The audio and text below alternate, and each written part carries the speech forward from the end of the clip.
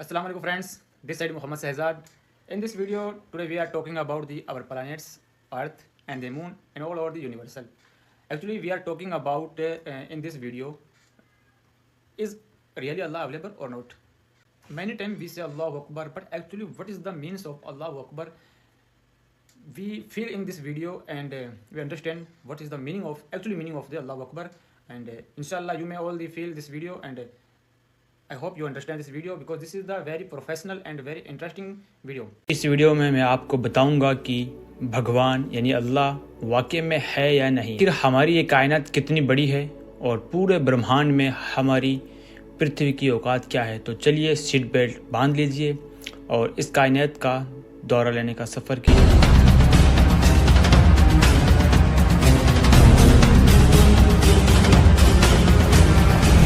दोस्तों ये कायनात बनी कैसे, सबसे पहले तो इसी रहस्य से पर्दा उठाते हैं। सन 1929 में एडविन हबल ने अपने टेलीस्कोप से ये ऑब्जर्व किया था कि स्पेस की चीज़ एक दूसरे से दूर जा रही है। इसके बाद सन 1931 में एक वैज्ञानिक आए थे जोर लेमित्रे ने, जो कि एडविन बबल की खोज को सपोर्ट करते हुए बताया था कि अगर स्पेस की चीज़ एक दूसरे से दूर जा रही है तो यकीनन एक वक्त ऐसा भी होगा जब वो ये सारी की सारी चीज़ें एक जगह इकट्ठी हुई थी। अब चीज़ें पहले एक बिंदु में थी यानी कि एक एटम में कैद थी, और फिर ये एक बड़ा धमाका हुआ और जिसकी वजह से यूनिवर्स का निर्माण हुआ। इसी को आज हम बिग बैंग कहते हैं।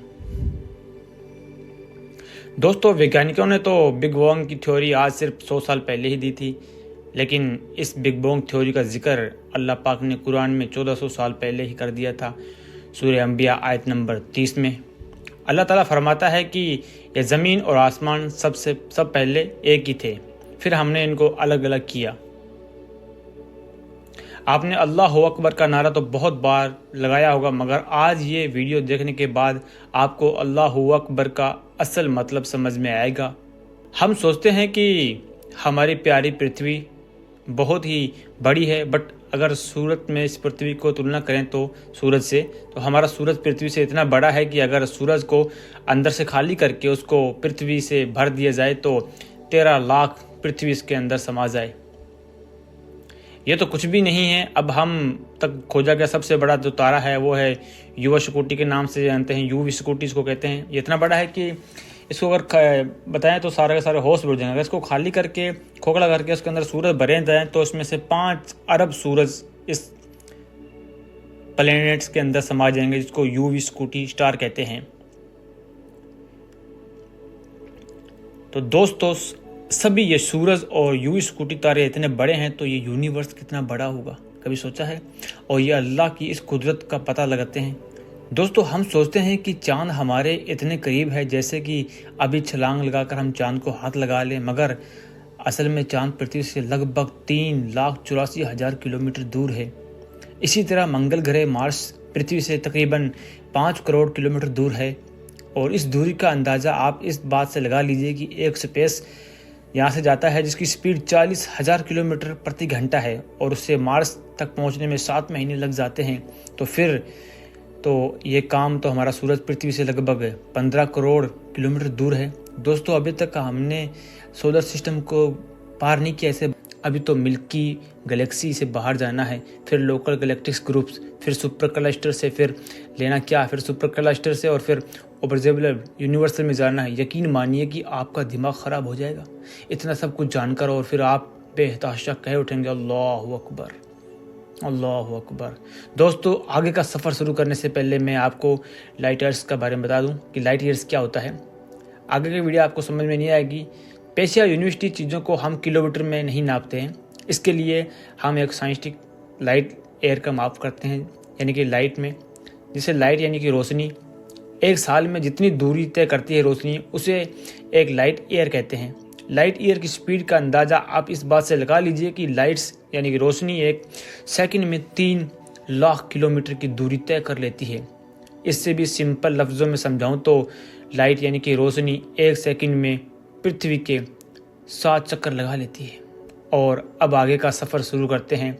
दोस्तों सूरज के अलावा जो तारा हमारी पृथ्वी के सबसे करीब है वो है प्रोक्सीमा सेंचुरी की तरह से आप अंदाज़ा लगा सकते हैं कि ये तारा हमसे कितनी दूर है। अगर हम स्पीड ऑफ लाइट से इस तारे की तरफ निकलें, यानी कि 1 सेकंड में दूरी तय करें, तो भी हमें इस तक पहुंचने में 4 साल लग जाएंगे। मगर दोस्तों ये पॉसिबल नहीं है, क्योंकि दुनिया में अभी तक कोई भी ऐसी चीज़ नहीं बनी कि जो स्पीड की लाइट को भी टेक्नोलॉजी को हरा दे।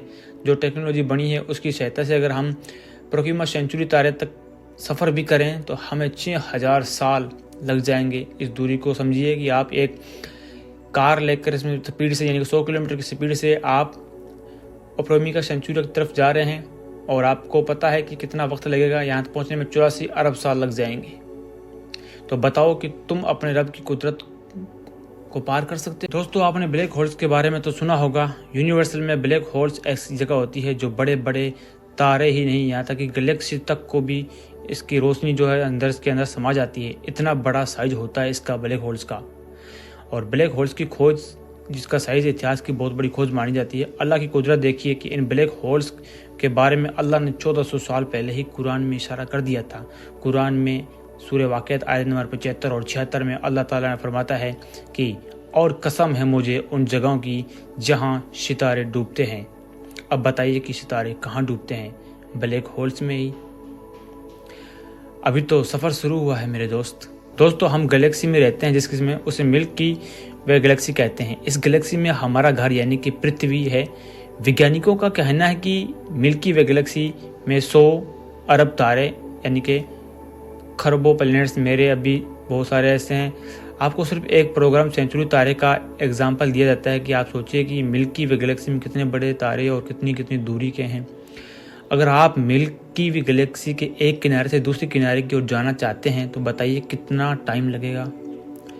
1 अरब या 1 लाख लाइट। तो आप सोचिए कि तारा जो कि प्रोक्सीमा सेंचुरी हमें सिर्फ 2 लाइट ईयर दूर है, और हम पूरी दुनिया की टेक्नोलॉजी लगाकर भी उस तक नहीं पहुंच सकते। तो सोचिए कि मिल्की वे गैलेक्सी कितनी बड़ी और कितनी दूर होगी।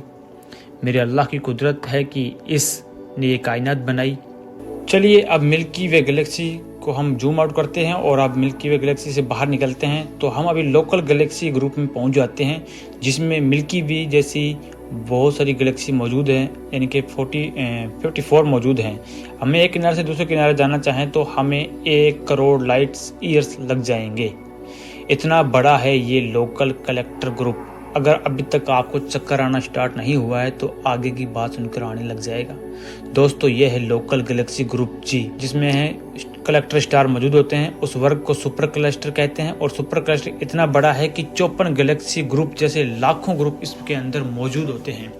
इसकी साइज को आप यूँ समझिए कि ये वर्गो सुपर जो क्लस्टर है वो एक तालाब है, और लोकल इलेक्ट्रिक जो ग्रुप है वो तालाब की सिर्फ एक छोटी सी बूंद है। अगर सुपर कलेक्टर के एक कोने से दूसरे कोने पर सफ़र तय करना है तो 11 अरब लाइट ईयर्स लग जाएंगी हमारे को। तो बताओ, तुम अल्लाह की कुदरत को पार कर सकते हो? हरगिज़ नहीं। सफ़र अभी जारी है। हम जूम आउट करने के बाद जो चीज़ हमारे सामने आती है वो है लेने का सुपर क्लस्टर। सुपर लेनेस्टर क्या चीज़ है? ये वर्गो सुपर क्लस्टर सिर्फ एक टोटके के बराबर उसके सामने। अब आप खुद अंदाज़ा लगा लीजिए कि लेने का सुपर क्लस्टर कितना बड़ा है। वैज्ञानिकों के मुताबिक इस सुपर क्लस्टर में 10,000 गैलेक्सीज मौजूद हैं, और इन्हीं 1 लाख गैलेक्सीज में हमारी मिल्की गैलेक्सीज भी है, जिसके साहित्य के बड़े मैं आपको पहले इसके बारे में बता चुका हूं। का सुपर के एक सिरे से दूसरे सिरे पर पहुंचने में हमें 520 मिलियंस यानी कि 5 करोड़ लाइट ईयर्स का वक्त लग जाएगा। तो स्पीड की इस टाइम से अगर हम जाएं तो इम्पॉसिबल है दोस्तों। अब आपको सफ़र के आखिरी पड़ाव पर पहुंचने वाले हैं, वो ये है कि तो ऑब्जर्वेबल यूनिवर्सल क्या है? इसका मतलब यह है कि वैज्ञानिकों ने अब तक यूनिवर्स की जितनी भी चीज़ों की खोज की है वो अपने स्टडी की है। तो ये यूनिवर्स में जितनी भी दूर अब हम देख के आए हैं उसे ऑब्जर्वेबल यूनिवर्स कहते हैं। ऑब्जर्वेबल यूनिवर्स तो इतनी बड़ी है कि क्या ही बताएं। इसके अंदर सारी की सारी जो मैंने आपको बताई हैं इसी के अंदर समा जाती हैं। यानी कि रेगिस्तान के अंदर ये मिट्टी का जो रेत होता है ना, उसके एक कण के बराबर भी नहीं है। यानी कि 2000 खरब गैलेक्सी इसके अंदर समा जाती हैं, इतनी बड़ी है। तो इन गैलेक्सी में इतने सारे मौजूद हैं कि पूरी धरती के रेगिस्तान की मिट्टी के जो कण है ना, उसके बराबर भी नहीं है। अगर हम रोशनी की रफ्तार यानी कि 1 सेकंड में 3 लाख किलोमीटर की रफ्तार से भी ये जो ऑब्जर्वेबल यूनिवर्स है ना, उसको एक कोने से दूसरे कोने में पहुंचना चाहे ना, तो भी हमें 93 बिलियन यानी कि 93 अरब साल लग जाएंगे। अल्लाह अकबर। अल्लाह, हम तेरी इस कुदरत के आगे सर झुकाते हैं। दोस्तों, अब तक आप इस बात को समझ चुके होंगे कि इंसान इस यूनिवर्स को पार नहीं कर सकता। अब अगर मैं ये कहूँ कि अल्लाह ताला ने ये चैलेंज 1400 साल पहले ही कर दिया था, तो आपको कैसा लगेगा? अल्लाह ताला ने कुरान में सूरह रहमान आयत नंबर 33 में फरमा दिया है, यदि तुम में हो सके तो इस धरती और आसमान की सीमाओं को पार करके दिखा दो। यकीनन तुम कभी भी नहीं कर सकते। यह है अल्लाह अकबर का असल मतलब मेरे भाई। यह है मेरी रब की शान। दोस्तों, मेरा ये वीडियो बनाने का मकसद आपको अल्लाह ताला की कुदरत और आप की अजमत बताने का था। किस तरह से कुरान की आयतें साइंस से मेल खाती हैं और कुरान एक सच्ची और परफेक्ट बुक है, मगर आप सच में मुसलमान ना तो कुरान पढ़ते हैं ना ही समझते हैं।